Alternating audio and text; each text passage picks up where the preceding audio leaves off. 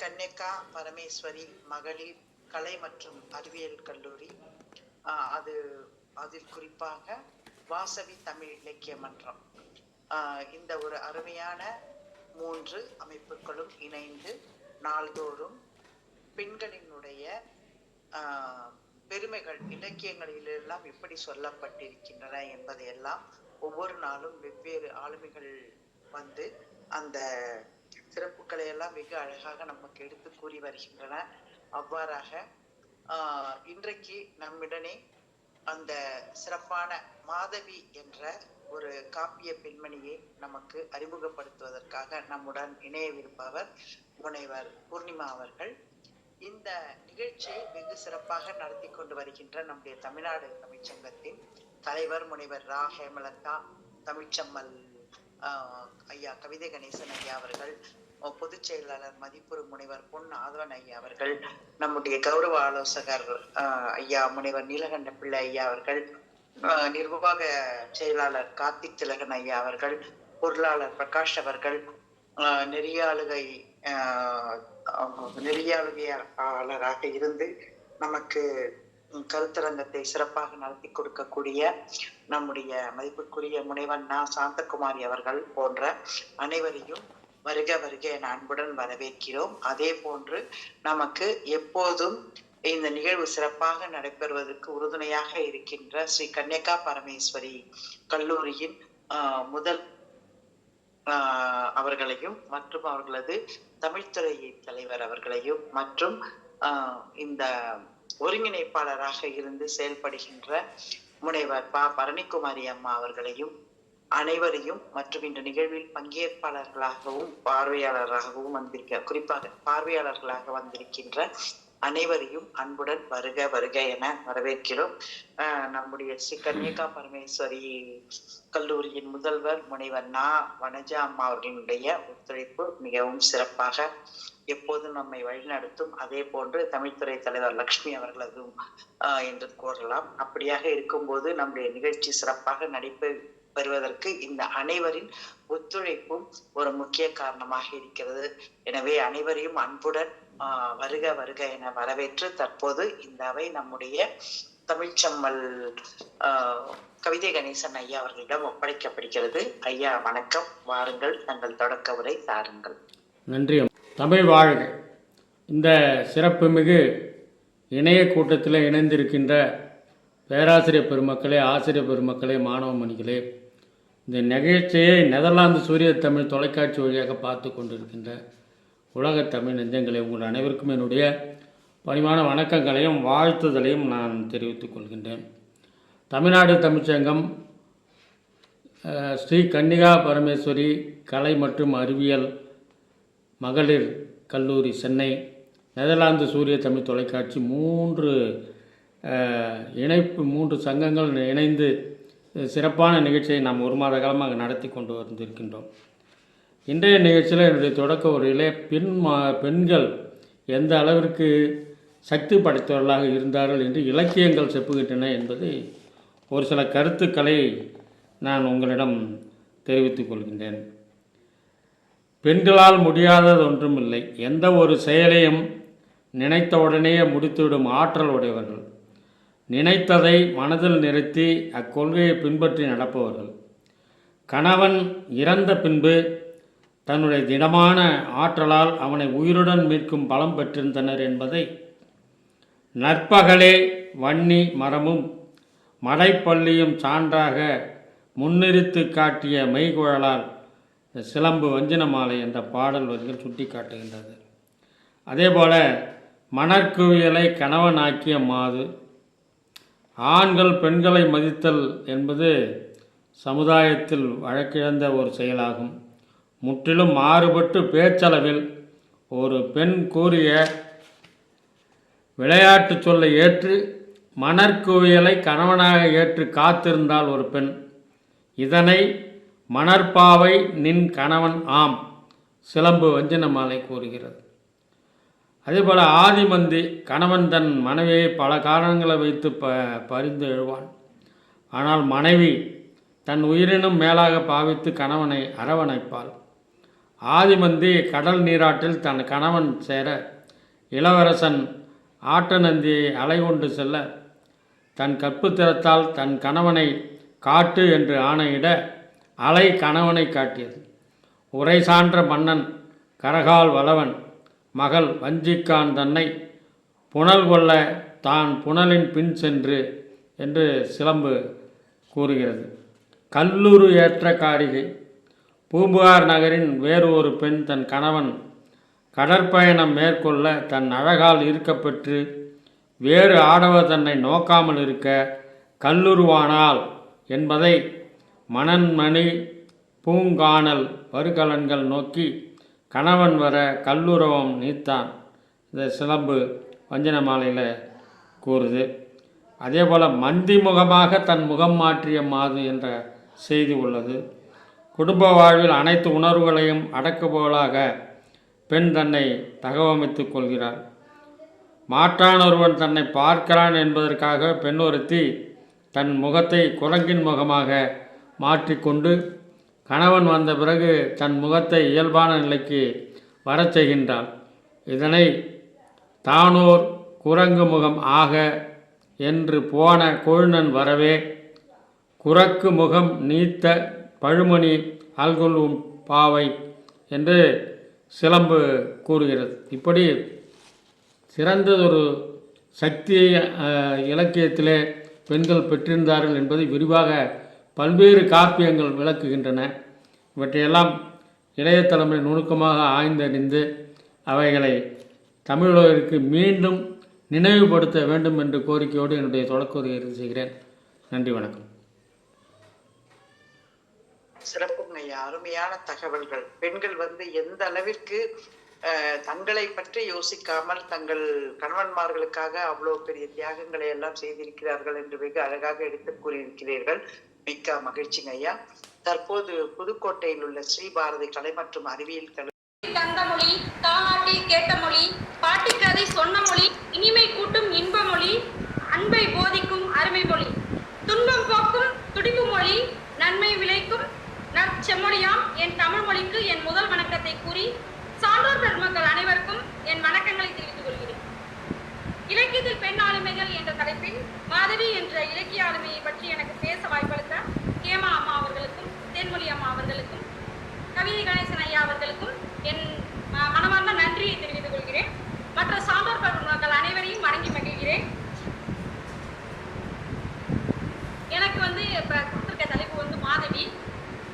சித்ராபதி போன்ற பொருளாசை பிடித்த தாய்க்கு மகளாக பிறந்தும் பொருளீற்ற வாய்ப்புகள் பல இருந்தும் கலையை போற்றி காதலை போற்றி உயரிய வாழ்வினை வாழ்ந்த மாதவி என்னும் பெண்ணின் ஆளுமையை இலக்கியத்தில் ஓர் இலக்கியத்தில் அல்ல 2 இலக்கியங்களில் பதிவு செய்தமையை கண்டு கற்று அதனை இந்த சின்னவள் அறிந்தவர் பகிர வந்துள்ளேன்.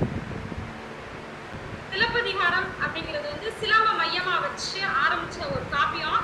அதுல கண்ணகி தான் ஒரு காப்பிய தலைவியா இருக்காங்க. ஒரு பெண்ணை முதல் பாத்திரமா கொண்டு நம்ம இளமாவடிகள் புரட்சி செய்த ஒரு காப்பியம் தான் சிலப்பதிகாரம். அதுல கண்ணகி தன்னுடைய கற்பை மெய்ப்பிக்கிறதுக்காண்டி அனைத்து காரியங்களை செஞ்சிருக்காங்க. அதுல எந்த ஒரு மாற்று கருத்தும் கிடையாது.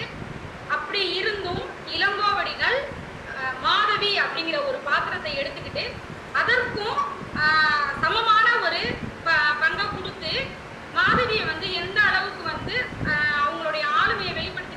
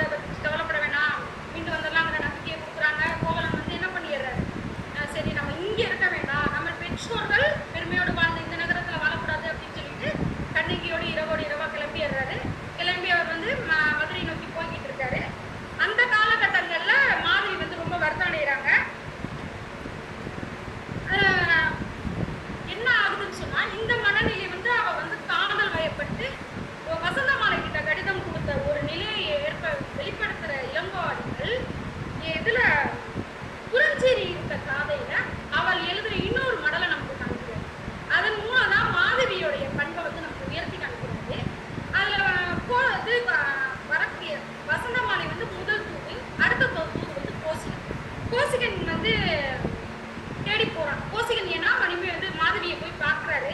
மாதவி வந்து அந்த கோவலனுக்கு இந்த துன்பத்துல எந்த அளவுக்கு உழல்றாங்க அப்படிங்கிறது தெரிஞ்சுக்கிட்டு ரொம்ப வருத்தப்படுறாரு. அதனால அதே மாதிரி அவங்க தந்தையர், தாய், கண்ணகியோட தந்தை, தாய் எல்லாருடைய துயரத்தையும் கோசிகன் பார்த்துட்டு இதை நம்ம வந்து எப்படியாவது தீர்த்து வைக்கணும் அப்படின்னா மாதவியோட துன்பத்தை போக்கிறதுக்கு நமக்கு ஒரு வாய்ப்பு கிடைக்குங்கிற மாதிரி அந்த தூதை ஏற்றுக்கிறதா இளங்கோவடிகள் சொல்லியிருக்காரு கோசிகன் வாயினாலே. அதனால என்ன பண்றாருன்னா அந்த கடிதத்தை எடுத்துக்கிட்டு எல்லா இடத்துக்கும் வர்றாரு.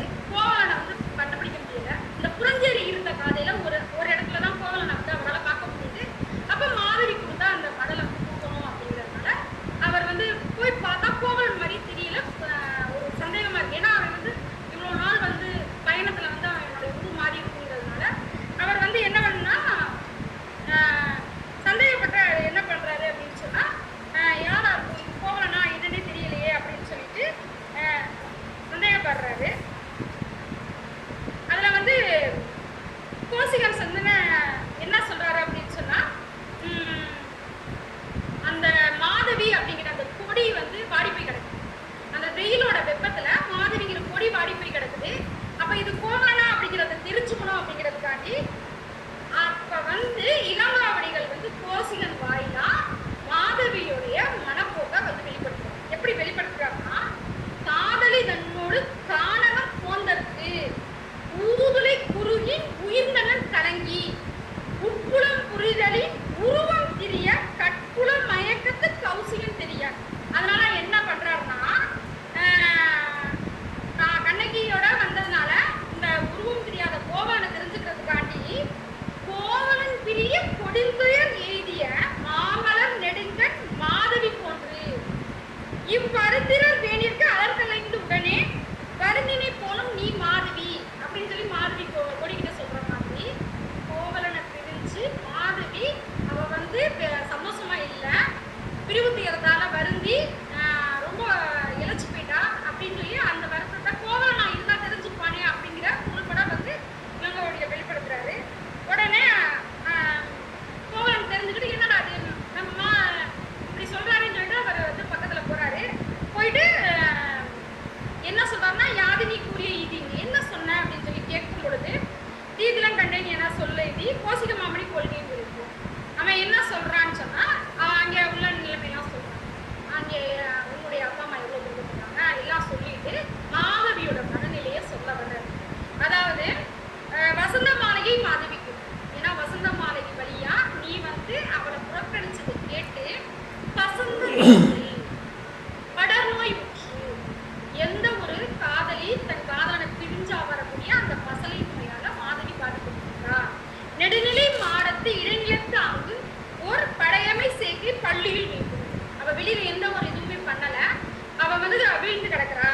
வீழ்வீர் விற்றோர் விழுவம் கேட்டு தாழ்ந்துயர் ஏறி தான் சென்று இவ அவளுடைய துன்பத்தை கேட்டுட்டு நான் என்ன பண்ணேன், போய் அவளை பார்த்தேன்.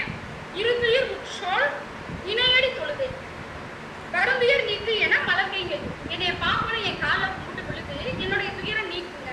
நான் கொடுக்கக்கூடிய மடலை கொண்டு போயிட்டு கண்மணி அணையாருக்கு காட்டுல அந்த ஒரு பூமி போதும் மாதவி வந்து கோவலன் மேல எவ்வளவு காதலோட இருந்திருக்கா. என் கண்ணுக்கு இணையான என் கோவலன் மட்டும் இதை காட்டுங்க அப்படின்னு சொல்லி சொல்றாங்க. அவளுடைய அந்த துன்பம் பொறுக்க முடியாம தான் நான் இதை வாங்கி ஊருக்குள்ள அலைஞ்சு திரிஞ்சு நான் உன்னை தேடி வந்தேன் அப்படின்னு சொல்லி சொல்றேன். மண்முடை முடங்கள் மாதவி இருந்தது.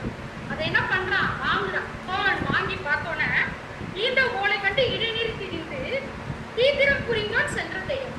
அவ்வளவு நாளும் மாதவியை தவறா நினைச்சிட்டு இருக்க அந்த கோவலன் அந்த கடிதத்தை வாங்கி படிக்கிறான். படிச்ச உடனே அவனுடைய எண்ணம் மாறுது. அப்படி அவன் என்ன எழுதியிருந்தான் அந்த ஓலையை வாங்கி பார்க்கறான். பார்த்தோன்னா அவ எழுதின அந்த வாசல் எழுத்துல காதலனா கணவனா நினைச்சு எவ்வளவு சந்தோஷமா அவ இருந்தாலோ அப்ப வசந்த மாலைக்கு எழுதின கடிதம் ஃபுல்லாவே காதல் மொழிகள் கலந்தது. ஆனா அதுக்கு அடுத்ததாக அவ வந்து கோசிகன்ட்ட கொடுத்த அந்த கடிதம் எப்படி இருந்ததுன்னா அடிகள் முன்னர் யானடி வீழ்ந்து படியா கிளவி மனமுழி உங்க கால நான் கும்பிட்டு விழுகிறேன். என்னுடைய இந்த சொத்துல நீங்க ஏற்படும் குறவர் பணியன்றியும் குலப்பிறப்பாட்டியும் உங்களுடைய தலைவன் ஒரு குடும்ப தலைவனுக்குரிய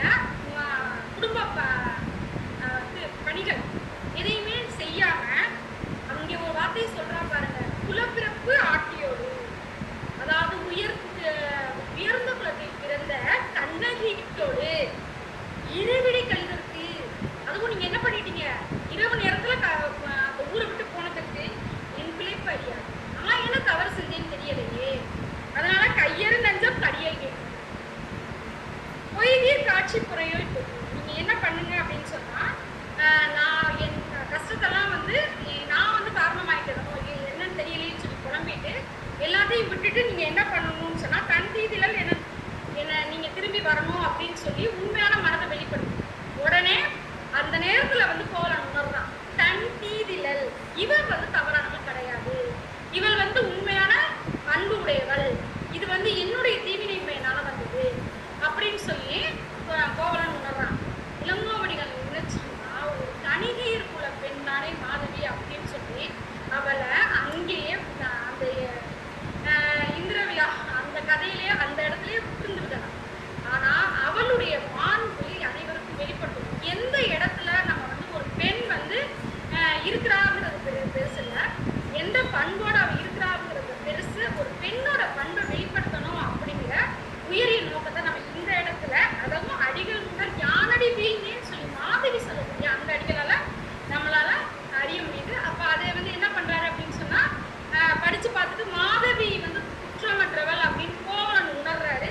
உணர்ந்ததோடு மட்டும் இல்லாமல் அந்த கடிதத்தை வந்து கோசிலன்கிட்ட கொடுத்து வர்றாரு. தன்னுடைய தாய் தந்தையருக்கும் இது பொருந்தும், நான் வந்ததுக்கான காரணம் பணம் சம்பாதிக்கிறதுக்கு தான், மாதவி வந்து தவறில்லாதவள், எல்லாத்தையுமே வந்து எல்லாரும் புரிஞ்சுக்கணுங்கிறதுனால அதை கொடுத்து விட்டு அவரை வந்து அவருடைய பயணத்தை தொடர்றாரு. அதற்கு அடுத்ததாக மாதவியோடைய பகுதி எங்கே அப்படின்னு பார்த்தீங்கன்னா, நீர்ப்படை காதையில கொண்டு வர்றாரு. அங்கே வந்து என்ன ஆகுதுன்னு சொன்னா, கண்ணகி மதுரைக்கு போகும்பொழுது கோவலனை குற்றவாளின்னு சொல்லி கொண்டுடுறாங்க. அதுக்கப்புறம் கண்ணகி பழி வாங்குறாங்க.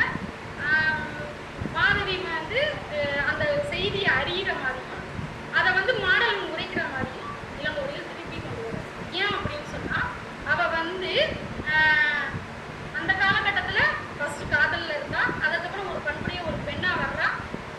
கண்ணகி கோவலனுடைய நிலை தெரிஞ்சு அவனுடைய நிலை என்ன அப்படிங்கிறத அழகா நீர்ப்படை காதுல சொல்றாரு. அதுல என்ன சொல்றாருன்னா, மற்றது கேட்டு மாதவி மடந்தை நற்றாய் தனக்கு நற்சிற படர்கேன் மணிமேகலையை வாங்கியர் ஊக்கம் கணிகையர் கோலம் காணாதொழிக என கோதை தாமம் குழலோடு கடைந்து கோதை தானம் புரிந்து அறங்கொள்ளும். மாதவி என்ன பண்ணிட்டா அப்படின்னு சொன்னா, உன்னுடைய தாய் தந்தையெல்லாம் என்ன நிலைக்கு போனாங்கிறத விளக்குறாரு. இங்க யாருக்கிட்ட இருந்துச்சுன்னா, சேர மன்னன் இந்த நாட்டில் நிலைமை அப்படி இருக்கு அப்படிங்கிறது விளக்கும் பொழுது மாதவியோட நிலையையும்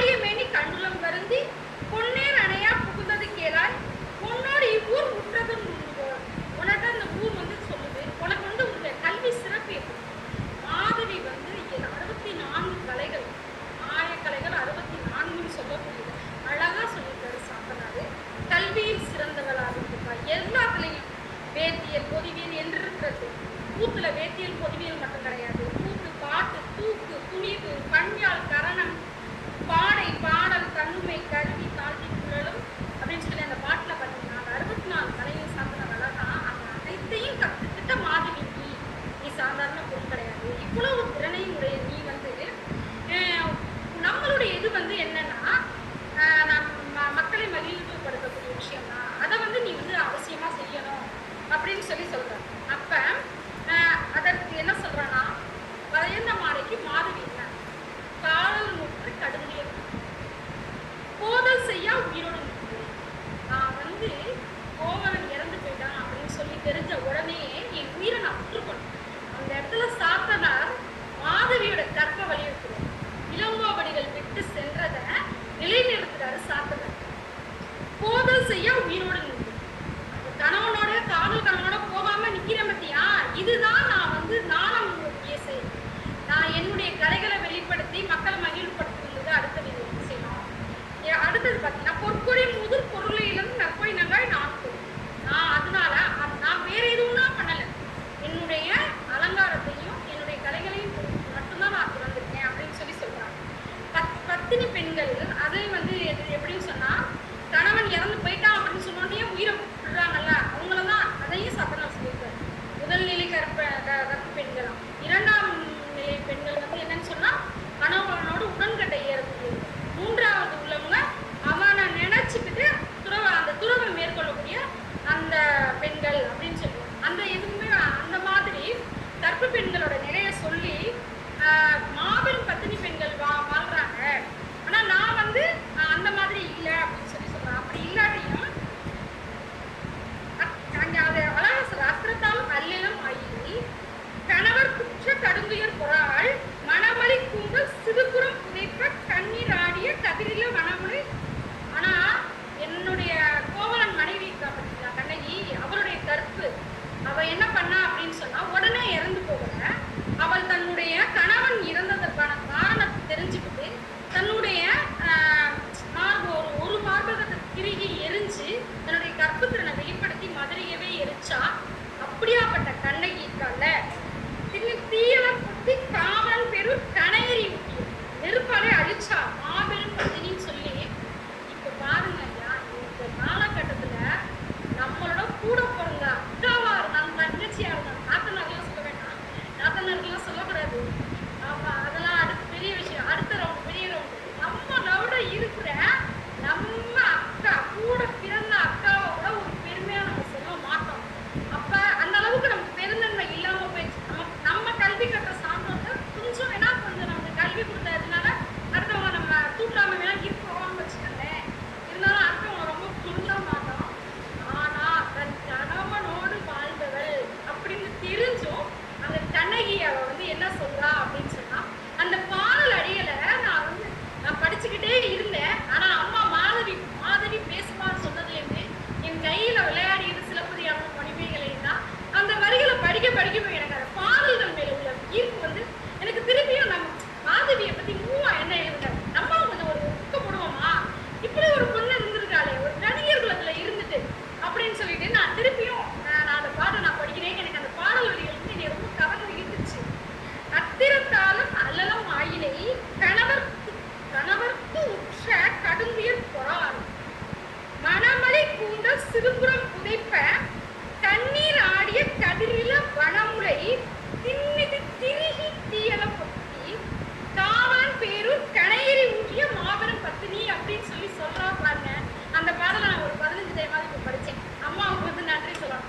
ஏன்னா நம்ம அந்த பாடலை வந்து மாதவி சொல்றா கண்ணகி அப்படிங்கும் பொழுது ஒரு பெண் இன்னொரு பெண்ணா சொல்றதே பெரிய விஷயம் அப்படிங்கும் பொழுது தன் கணவனுக்கு மனைவியா வாழ்ந்தா அப்படிங்கிற போதிலும் பெருமையா சொன்னாலா, அதை விட ஒரு பங்கு மேல போய் அடுத்து என்ன சொல்றா அப்படின்னு சொன்னா, இந்த மணிமேகலை இருக்கா பார்த்தீங்களா, அவ வந்து என்னோட பொருட்கள் அருந்தவ படுத்தல் அல்லது ஆயுதம் திருந்தா செய்ய தீதொழில் படாள்.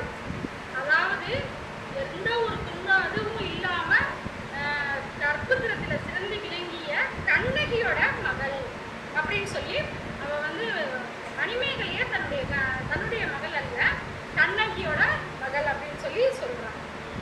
இந்த மாதிரி 2 இலக்கியங்கள்லையுமே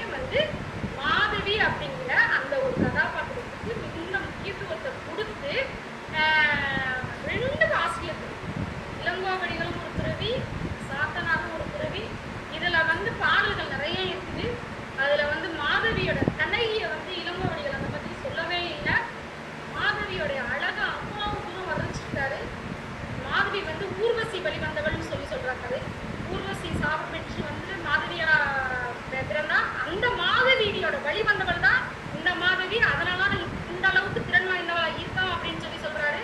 அவளுடைய அழகு, அதுல போடக்கூடிய ஆபரணங்கள், அதெல்லாம் இளங்கோவடிகள் சொல்லும் போது நம்ம கற்பனையில வந்து மாதவி அப்படியே இருக்கிறாங்க.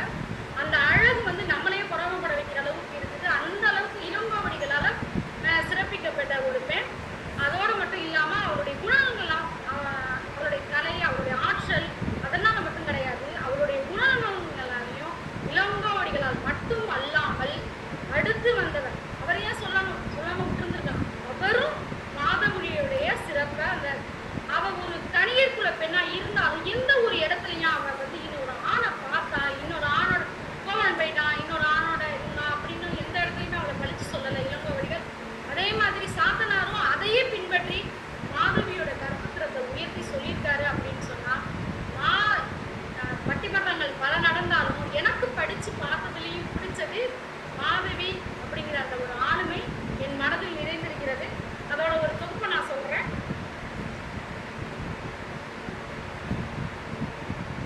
மாதவி என்னும் ஒரு மடந்தை ஒரு நாட்டிய பெண்ணாக ஆசிரியரால் அறிமுகப்படுத்தப்பட்டார்.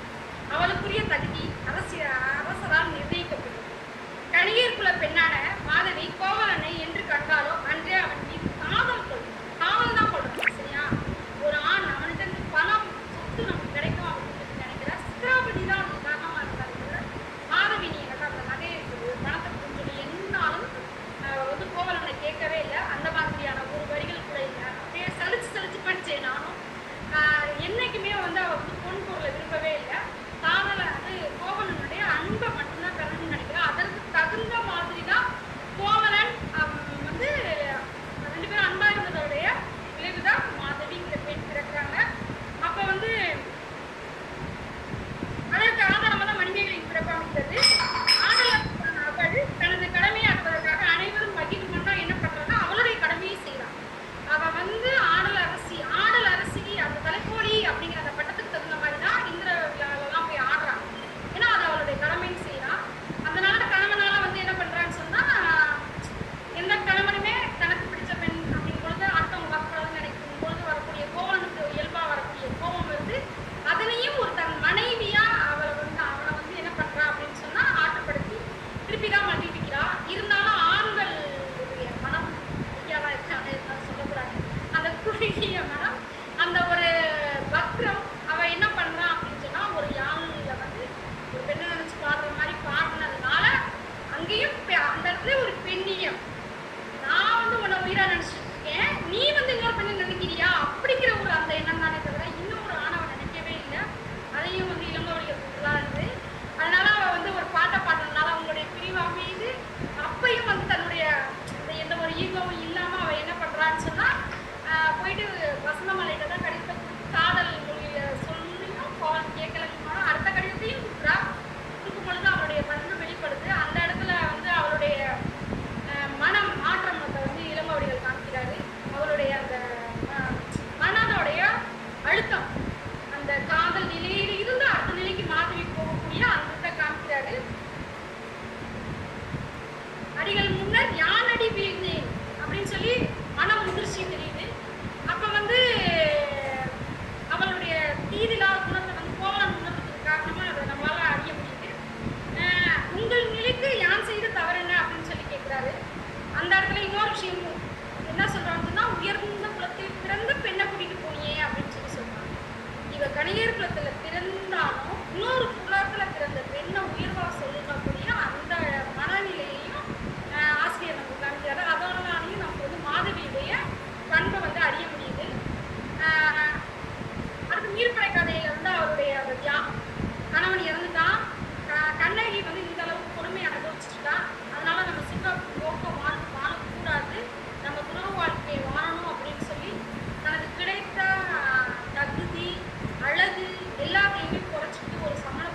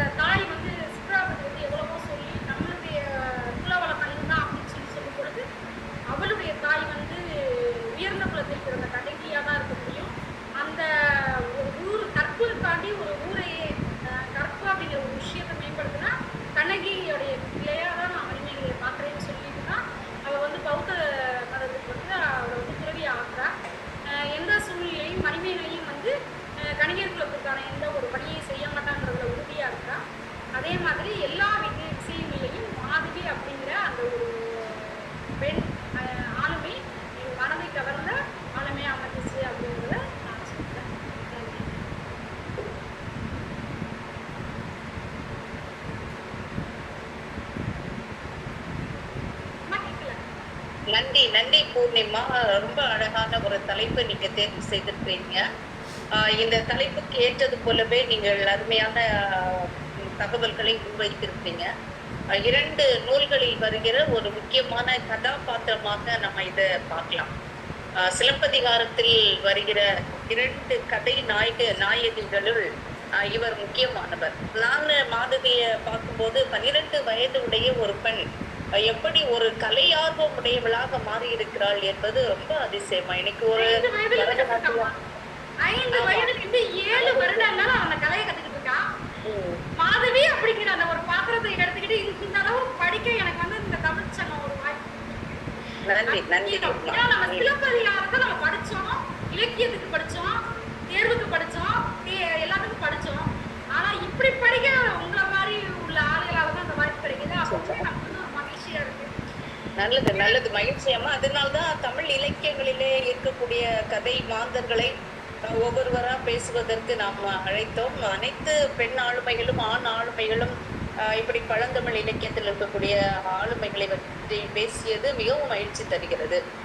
கண்ணகி பத்தி பேசினாங்க, இப்ப தேவத்தை பற்றி பேச வர்றாங்க. அதுல இருக்கக்கூடிய முக்கியமான கதாபாத்திர மணிமேகலை பத்தி பேசிட்டாங்க.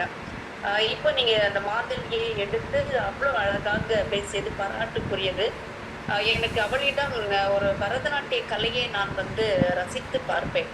அதுவும் ஒரு அரசவையில போய் அவ்வளோ பேருக்கு முன்னாடி ஒரு பெண், அதுவும் 12 வயதுடைய ஒரு பெண் அந்த நடன மங்கையாக ஆட வேண்டும் என்றால் அந்த சமூகம் அங்கீகரிக்கணும் முதல்ல.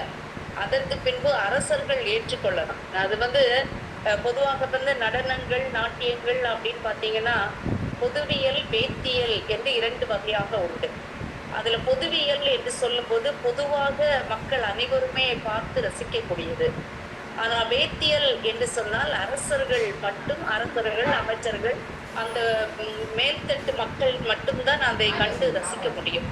அப்படி மேல்தட்டு மக்கள் ரசிக்கக்கூடிய ஒரு அரங்கத்துல போய் இந்த அது அரங்கம் பார்த்தீங்க அப்படின்னா அதுக்கு நிறைய ரூல்ஸ் அண்ட் ரெகுலேஷன் கொடுத்துருக்காங்க. இந்த ஒவ்வொரு இசைக்கருவிகள், என்னென்ன இசைக்கருவிகள் எந்தெந்த இடத்துல இருக்கணும், மேடைகள் எப்படி அமைக்கப்பட வேண்டும், அப்படி நிர்மாணிக்கப்பட்ட ஒரு அரங்கத்திலே ஒரு மேடையிலே தன்னுடைய கலைகளை 11 வகையான தன்னுடைய ஆடல் கலையை காட்டிய மாதவி நிச்சயமாகவே போற்றப்படக்கூடியவள். ஏன்னா அந்த வயதிலே ஒரு பெண், அவங்களுக்கு வேணா கணிகை குலத்திலே அது வந்து முக்கியமான ஒன்றாக இருக்கலாம். ஆனாலும் இந்த 12 வயதுல இப்படிப்பட்ட கலைகளை எல்லாம் கற்றுக்கொள்வது அன்றைய காலகட்டத்திலே அசாதாரணமாக இருக்கும். இன்னைக்கு எல்லாருமே வந்து நல்ல ஆடல்களை எல்லாம் சிறு வயதிலேயே கற்றுக்கொள்கிறார்கள். சலங்க பூஜை, அதே போல அரங்கேற்றம் அப்படின்லாம் 10 வயதுக்குள்ளேயே வருகிறவர்களும் இருக்கிறார்கள். ஆனால் அந்த கட்டத்திலே பல்வேறு சமூக பிரச்சனைகளை தாண்டி நான் இன்னைக்கு கூட முத்துலட்சுமி ரெட்டி அம்மா அவர்களுடைய வாழ்க்கை வரலாற்றை நான் வாசித்தேன்.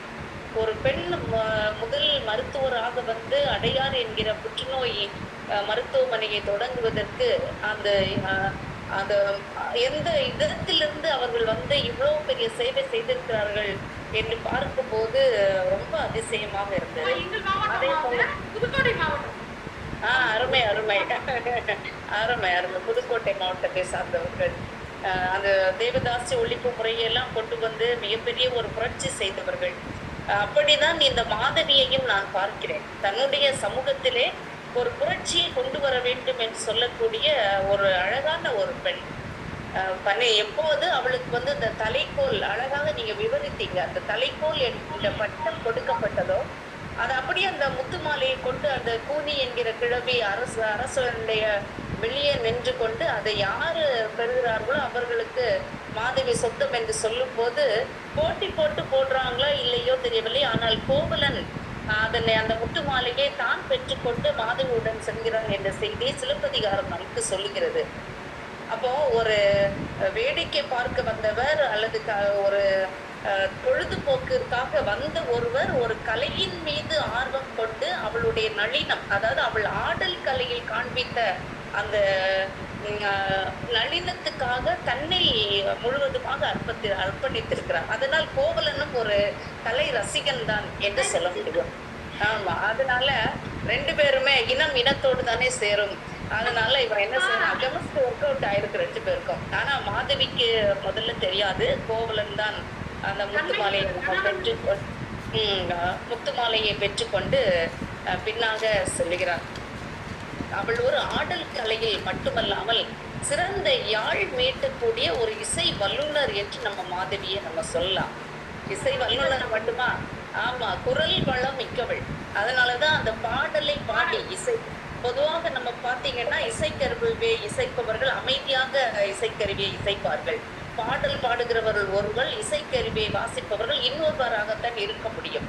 ஆனால் தன்னுடைய கையிலே வாங்கி அந்த யாழை வாங்கி கொண்டு வாசிக்கவும் செய்கிறாள், பாடவும் செய்கிறாள். இரண்டையும் ஒரே நேரத்தில் செய்கிற ஒரு திறமை வாய்ந்த ஒரு பெண். அவள் கணிகை குலத்தில் இருந்தாளா, இரண்டாவதாக கோவலனுடன் வாழ்ந்தாளா, அதாவது கோவலனுக்கு இரண்டாவது முறையாக வாழ்ந்தாளா அப்படின்னு சொல்லக்கூடிய ஒரு பிரச்சனை அப்படிங்கிறது அங்க நம்ம பார்க்க வேண்டிய அவசியம் இல்லை. என்னை பொறுத்தளவில் அவள் ஒரு கலைஞான உடையவளாக பார்க்கிறேன். நல்ல ஒரு அறிவு நல்ல அறிவுடைய ஒரு பெண்ணை நீங்கள் அடையாளப்படுத்தி இருக்கிறீங்க. அது மட்டுமல்ல, இந்த கணிகை குலத்துல இனிமேல் இப்படி ஒரு பரத்தை தொழில் இருக்கவே கூடாது என்பதற்காக புரட்சி செய்த முதல் பெண் நம்முடைய மாதவி. முதல் பெண். அதுக்கு முன்னாடி யாரு இதே போல புரட்சி செய்தார்கள் என்பதை நம்ம நூல்கள் வழியாகவோ வரலாறுகள் வழியாகவோ நமக்கு அடையாளப்படுத்தப்படவில்லை. ஆனால் நமக்கு தெரிந்த வகையிலே ஒரு புரட்சிகரமான ஒரு பெண்ணாக நான் மாதவியை பார்க்கிறேன். அந்த வகையில அவர்கள் மாதவியானவர்கள் இந்த கணிகை குலத்தை அப்படியே விட்டு கோவலனை தன்னுடைய கணவனாக ஏற்றுக்கொள்கிறார்கள். அவர்களுக்கு இருவருக்கும் பிறந்த குழந்தை தான் மணிமேகலை. ஒரு சமூகம் எதை ஏற்றுக்கொள்கிறது இல்லற வாழ்க்கையிலே அப்படி நம்ம பார்த்தோம் அப்படின்னா, அவர்களுக்கு அடுத்த வாரிசு வந்து விட்டாலே அவர்கள் இருவருமே கணவன் மனைவி என்று சமூகமே ஏற்றுக்கொள்கிறது. அப்படி சமூகத்தால் அங்கீகரிக்கப்பட்ட ஒரு பெண்ணாக தன்னை மாற்றியவள் தான் இந்த மாதவி. அப்படிப்பட்ட ஒரு மாதவியை நான் இந்த இடத்திலே நான் வியந்து பார்க்கிறேன். மணிமேகலைக்கு உன்னுடைய தாய் யார் தெரியுமா என்று கேட்கும் போது தன்னை அவள் தாயாக சொல்லவில்லை, கண்ணகி தான் உன்னுடைய தாய் என்று சொல்லும் போது அந்த இடத்திலே மாதவி தான் உயர்ந்து நிற்கிறாள். தன்னுடைய மகள் எல்லாரும் நான் தான் உன்னை பெற்றேன், என்னை தான் நீ அம்மா என்று அழைக்க வேண்டும் என்று அனைவரும் ஏன்னா அப்பதானே சமூகத்துக்கு நம்ம சொல்ல முடியும். எல்லாரும் பிடிப்போம், நான் தான் உன்னுடைய அம்மா, எப்படி நீ அவர்களை அழைக்கலாம் அப்படின்னு. ஆனால் கண்ணகியை உன்னுடைய அம்மா என்று ஒரு பெண் சுட்டி காட்டுகிறாள் என்று சொன்னால் மாதவி உயர்ந்த இடத்தில் இருக்கிறாள். அது மட்டுமல்லாமல் மணிமேகலை என்கிற காப்பியத்திலே மற்றொரு புரட்சி செய்கிறாள். தானும் துறவியாக மாறிவிட்டு தன்னுடைய குழந்தையை தன்னுடைய தாய் சித்ராபதி ஆனவள் அவளை துறவு வாழ்க்கைக்கு அனுப்பாமல் தன்னுடைய பரத்தை தொழிலுக்கு அழைத்த போது அந்த இடத்துல ஒரு பிடிவாதமாக நின்று தன்னுடைய மகளுடைய வாழ்க்கையை மாற்றினாள் பாருங்க. அது சவாலான ஒன்று. ஏன்னா சித்ராபதி கடைசி வரைக்கும் உதயகுமாரனுக்கு தூண்டி விடுகிற அளவுக்கு, உதயகுமாரனையே தூண்டி விட்டு மணிமேகலை அடைய செய்கிற அளவுக்கு மிகப்பெரிய ஒரு போராட்டம் நடத்தி கொண்டிருக்கிறாள். அந்த கிழவிக்கு இவள் சரியான பாடம் சொல்லி கொடுத்தாள். என்னுடைய மகள், என்னுடைய மணிமேகலை என்கிற மகள் பரத்தை என்கிற தொழிலிலிருந்து அவள் விடுபட்டு இந்த சமூகத்திலே ஒரு புரட்சி செய்ய வேண்டும் அப்படின்ட்டு ஒரு புரட்சிகரமான மாதவியை நம்ம பார்க்கலாம். நல்ல ஒரு ஆன்மீகவாதி. இவங்களும் சமண துறவியாக மாறி விடுகிறாங்க. நல்ல புத்தரோட சமயவாதியாகவும் இருக்கிறார். இந்த கோவலன் சமண பெண்ணையும் இந்த புத்தர் பெண்ணையும் அவர் திருமணம் செய்து கொண்டிருக்கிறார். அந்த வகையில மாதவி என்கிற ஒரு அற்புதமான ஒரு பெண்ணை நீங்கள் அடையாளப்படுத்திருக்கிறீங்க. ஒரு மாதவம் பெற்ற ஒரு பெண்ணாக நம்ம பார்க்கலாம். ஒருவேளை மாதவி என்பவளும் பரத்தைய தொழிலிலே ஈடுபட்டிருந்தால் கண்டிப்பாக இப்படி ஒரு இலக்கியம் தோன்றி இருக்குமா, ஒரு டேர்னிங் பாயிண்ட், ஒரு திருப்பு முனையாக இந்த சிலம்பும் மணிமேகலையும் இரட்டை காப்பியங்களாக வந்திருக்குமா அப்படின்னு ஒரு ஐயம் எழுகிறது.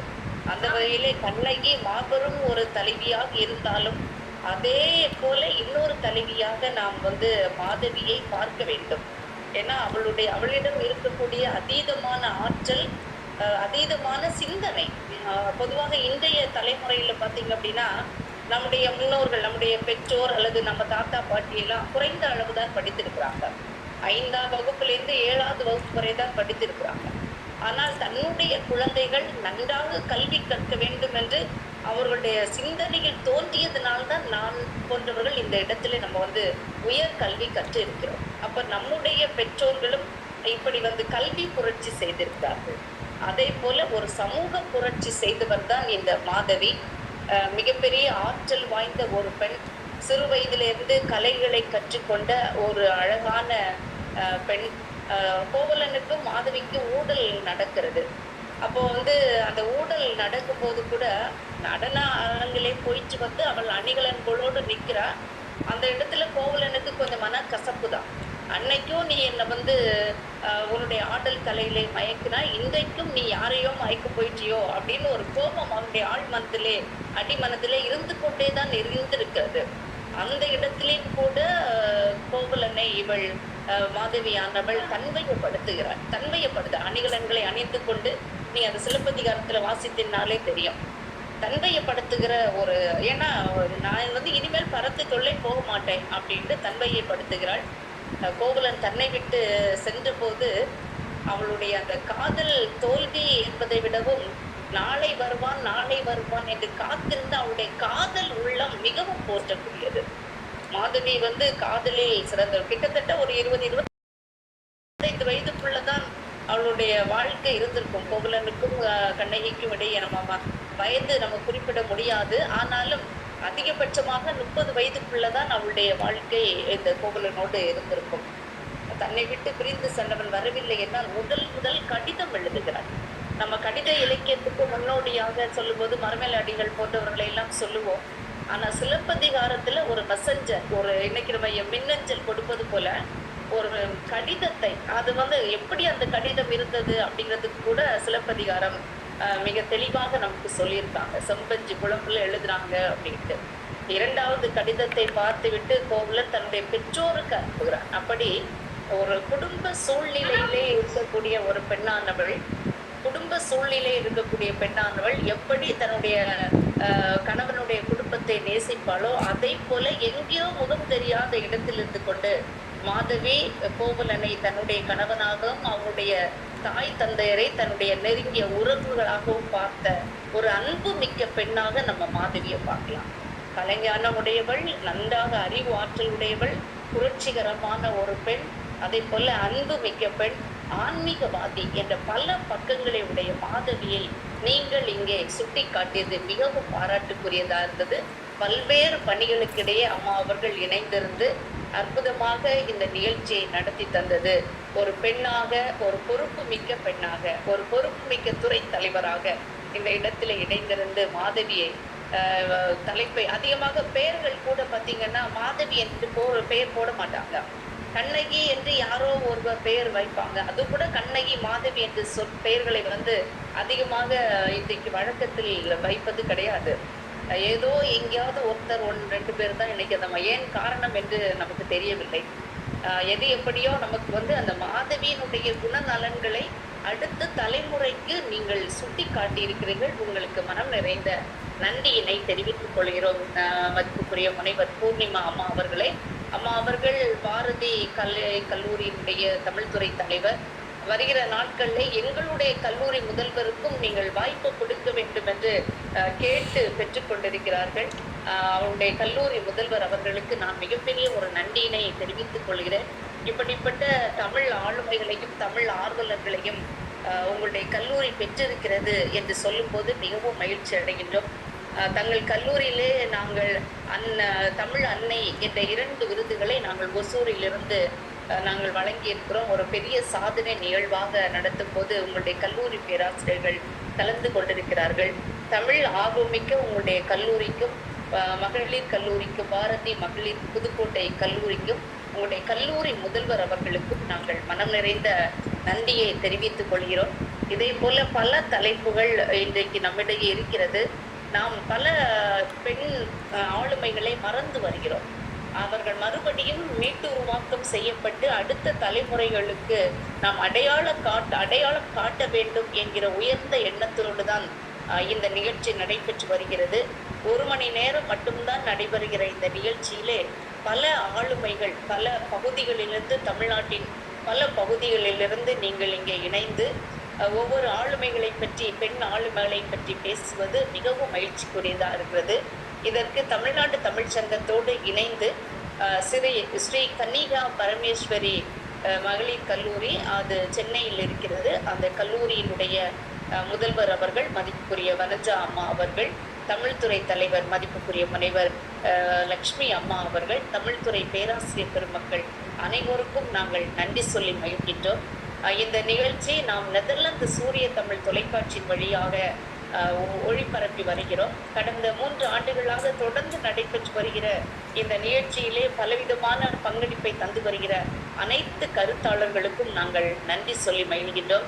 முக்கியமாக இந்த செய்திகளை உலகமெங்கும் எடுத்து செல்லக்கூடிய நெதர்லாந்து சூரிய தமிழ் தொலைக்காட்சியினுடைய நிறுவனர் மதிப்புக்குரிய முனைவர் சாந்தி ரவீந்திரன் அம்மா அவர்களுக்கு நாங்கள் நன்றியை சொல்லி மகிழ்கின்றோம். தங்களுடைய இல்லத்திலே மகிழ்வான நிகழ்வு நடைபெறுகிற இந்த நேரத்தில் கூட தமிழ் மொழியை நாம் அடுத்த கட்டத்துக்கு அழைத்து செல்வதற்கு இந்த இணையத்தை எமக்கு தந்திருக்கின்ற அம்மா அவர்களுக்கு நாங்கள் நன்றி சொல்லி மகிழ்கின்றோம்.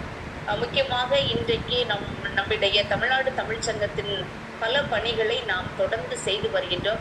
அதற்கு எங்களுக்கு மிகப்பெரிய ஒரு உந்துதலாக, ஒரு ஆக்கமும் ஊக்கமும் தந்து வருகின்ற தமிழ்நாடு தமிழ் சங்கத்தினுடைய ஆலோசகர் மதிப்புக்குரிய தமிழகத்தினுடைய உயரிய விருதான தமிழ்ச்செம்மல் என்கிற விருதை பெற்றவரும், தொடக்க உரையை ஆற்றி நம்மையெல்லாம் உற்சாகப்படுத்தி கொண்டிருக்கிறவருமான மதிப்புக்குரிய தமிழ்ச்செம்மல் கவிதை கணேசன் ஐயா அவர்களுக்கு நான் நெஞ்சம் நிறைந்த நன்றியை சொல்லி மகிழ்கின்றேன்.